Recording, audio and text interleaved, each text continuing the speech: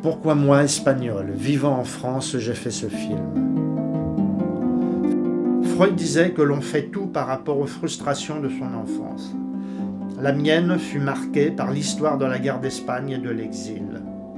Mais alors, quel est le lien entre la guerre d'Espagne et mon dernier film, L'Instinct de résistance, qui parle de résilience à travers 4 grands témoins français?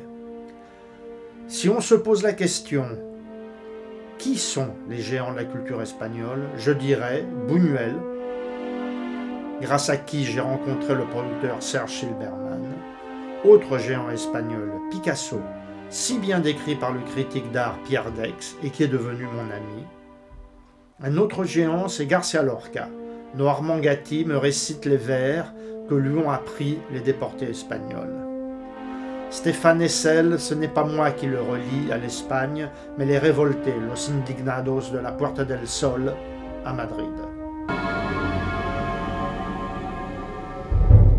Voilà comment j'ai connu mes personnages et essayé de traquer la résilience, la force qui anime ces sages, qui sont sortis vivants de la résistance et des camps. Ils sont tous français, nés à Lodz, Monaco, Ivry et Berlin.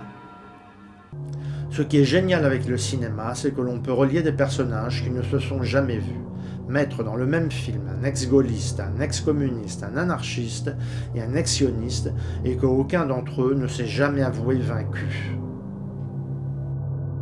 Mais même après avoir fini ce film, je me pose toujours la question, comment parler des camps de concentration? Comment vivre après les camps? Comment croire en l'homme après Auschwitz?